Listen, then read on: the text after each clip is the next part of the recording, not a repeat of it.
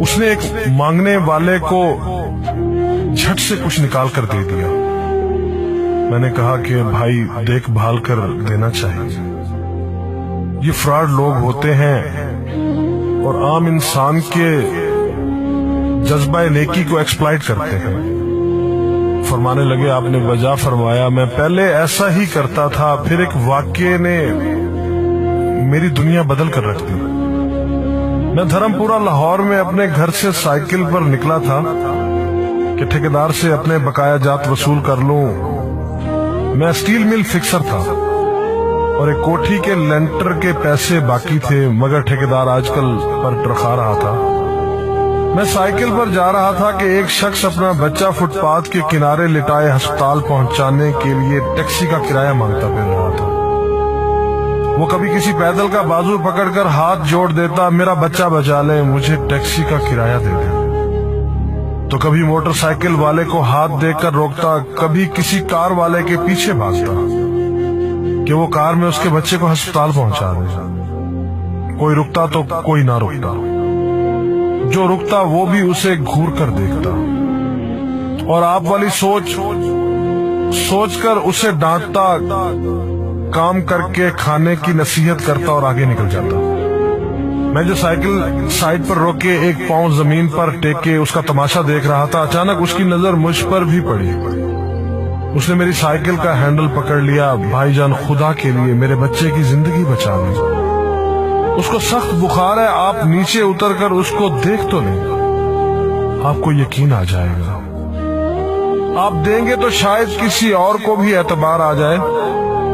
مگر میں بھی آپ کی طرح سوچ رہا تھا۔ پھر جس جارحانہ انداز میں اس نے میری سائیکل کا ہینڈل پکڑ رکھا تھا، لگتا تھا کہ ادھر میں سائیکل سے اترا اور ادھر وہ سائیکل پکڑ کر بھاگ جائے گا۔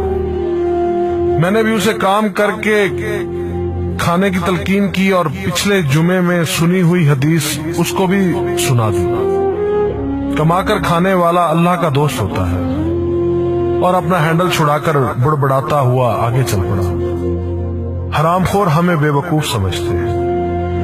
2-3 گھنٹے کے بعد جب میں بقایا جات وصول کر کے واپس آیا تو وہ ابھی اسی جگہ کھڑا مانگ رہا تھا۔ بچے کو اب وہ سڑک کے پاس لے آیا تھا اور اس کے چہرے سے کپڑا بھی اٹھا رکھا تھا، وہ دھاڑے مار مار کر رو رہا تھا۔ اب وہ بچے کے کفن دفن کے لیے مانگ رہا تھا۔ میں نے سائیکل کو روک کر پاؤں سے نیچے ٹیکا اور میت کے چہرے کی طرف دیکھا۔ پھول کی طرح معصوم بچہ زندگی کی بازی ہار گیا تھا۔ میرے رونگٹے کھڑے ہو گئے۔ میں نے جیب میں جو کچھ تھا بقایا جات سمیت سب بغیر گنے نکال کر باہر پھینکا، اور اس سے پہلے کہ اس کا باپ میری طرف متوجہ ہو، سائیکل اس تیزی سے چلا کر بھاگا گویا سارے لاہور کی بلائیں میرے پیچھے لگ گئی ہوں۔ میں گھر پہنچا تو میرا برا حال تھا۔ تھوڑی دیر بعد مجھے بخار نے آ گھیرا۔ بخار بھی کچھ ایسا تھا گویا میرے سارے گناہوں کا کفارہ اسی بخار سے ہونا تھا۔ گھر والے مجھے ہسپتال کے لیے لے کر نکلتے اور میں چارپائی سے چھلانگ لگا دیتا۔ مجھے ہسپتال نہیں جانا تھا، میں اسی بچے کی طرح ایڑیاں رگڑ رگڑ کر مرنا چاہتا تھا۔ 2-3 دن کے بعد بخار کو تو آرام آ گیا، مگر میں ذہنی مریض بن گیا۔ مجھے لگتا گویا میرا اپنا اکلوتا بیٹا جو 3ری کلاس میں پڑھتا تھا وہ اس بچے کے کفارے میں مر جائے گا۔ میں نے بچے کا اسکول جانا بند کر دیا۔ بیوی کے بار بار اصرار کے باوجود میں بچے کو اسکول تو کیا دروازہ کھولنے بھی نہیں جانے دیتا تھا۔ 40 دن گزر گئے تھے اور بچے کا نام اسکول سے کٹ گیا تھا۔ وائف نے اپنے بھائی سے بات کی جو دبئی کی کمپنی میں کیشیئر تھا۔ اس نے مجھے باہر بلانے کے لیے پاسپورٹ بنانے کو کہا، مگر ایک تو میں شناختی کارڈ بھی پیسوں کے ساتھ نکال کر بچے کی میت پر پھینک آیا تھا، دوسرا میں خود بھی بچے کو اکیلا چھوڑ کر باہر نہیں جانا چاہتا تھا۔ وہ 40 دن قیامت کے 40 دن تھے۔ 40ویں دن 10 بجے کے لگ بھگ ہمارے گھر کا دروازہ بجا۔ دروازہ میں نے خود ہی کھولا اور سامنے اس بچے کے باپ کو دیکھ کر مجھے چکر آ گیا۔ مجھے لگا جیسے ہم دونوں آمنے سامنے کھڑے خلا میں چکر کاٹ رہے ہیں۔ درمیان میں بچے کا چہرہ بھی آ جاتا۔ میری کیفیت سے بے خبر اس باپ نے مجھے دبوچ لیا اور پھوٹ پھوٹ کر رونا شروع کر دیا۔ وہ کچھ کہنے کی بجائے میری ٹھوڑی کو ہاتھ لگاتا اور اسے چوم لیتا، جبکہ میں پتھر کا بت بنے اس کی گرفت میں تھا کہ اچانک مجھے جھٹکا لگا اور میری چیخ کچھ اس طرح نکلی جیسے کسی کو پانی پیتے وقت اچھو لگ جاتا ہے اور پانی اس کے منہ اور ناک سے بہہ نکلتا ہے۔ میں اس بچے کے باپ کو سختی کے ساتھ سینے سے لگائے یوں رو رہا تھا گویا اس کا نہیں بلکہ میرا بچہ مر گیا ہے۔ ہمارے رونے سے گھبرا کر پورا محلہ اکٹھا ہو گیا تھا۔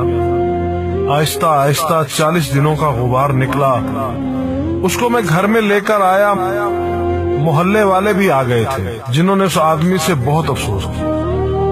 کچھ دیر بعد اس نے اپنی جیب سے میرا شناختی کارڈ نکالا اور مجھے واپس کیا، پھر جیب میں ہاتھ ڈال کر کچھ پیسے نکالے اور میرا شکریہ ادا کر کے کہنے لگا کہ آپ کے پیسے بڑے برکت والے تھے، شاید آپ کے خلوص کی برکت تھی کہ میرے بہت سارے کام ہو گئے۔ سارے اخراجات کے بعد کچھ پیسے بچ گئے تھے، ان میں کچھ پیسے میں نے ادھار لے کر ڈالے ہیں، یہ آپ قبول کر لیجئے، باقی میں بہت جلد آپ کو واپس کر دوں گا۔ میں نے پیسے واپس لینے سے سختی کے ساتھ انکار کر دیا اور منت سماجت کر کے اسے پیسے رکھنے پر راضی کر دیا۔ اس کے بعد میں یہاں بطور اسٹیل فکسر آ گیا۔ میں جی جان سے کام کرتا تھا، چند ماہ میں ترقی کر کے فور مین بن گیا۔ 3 سال بعد میں نے سالے کی مدد سے اپنی کمپنی بنا لی۔ اور اس بچے کے والد کو بھی اپنی کمپنی میں بلا لیا۔ آج وہ میری کمپنی میں فور مین ہے۔ اس بچے کے بعد اللہ نے اس سے 2 بیٹوں اور 1 بیٹی سے نوازا ہے۔ میں اسے آپ سے ملواؤں گا، مگر اسے سائیکل والا قصہ مت بیان کیجیے۔ وہ آج تک نہیں پہچانا کہ میری سائیکل روک کر اس نے مجھ سے سوال کیا تھا۔ وہ مجھے ولی اللہ سمجھتا ہے جس نے اس بچے کی لاش دیکھ کر سب کچھ نکال کر دے دیا۔ قاری صاحب اس دن کے بعد میں کسی کو خالی ہاتھ نہیں لوٹاتا۔ قاری صاحب اس دن کے بعد میں کسی کا ہاتھ خالی نہیں لوٹاتا۔ تھوڑا سا دینے سے نہ وہ امیر ہوتا ہے اور نہ میں غریب ہوتا ہوں۔ بس دل کو تسلی ہوتی ہے کہ میں اس بچے کا خون بہا ادا کر رہا ہوں۔ رہ گئی لوٹنے کی بات تو قاری صاحب ہمیں کون نہیں لوٹتا۔ جوتے والا ہمیں لوٹتا ہے، کپڑے والا ہمیں لوٹتا ہے، سبزی اور گوشت والا ہم کو لوٹتا ہے۔ اتنا لوٹنے کے بعد اگر کوئی ہمیں اللہ کے نام پر لوٹ لے تو شاید حشر میں ہماری نجات کا سامان ہو جائے کہ یہ بندہ میری خاطر میرے نام پہ لوٹتا رہا۔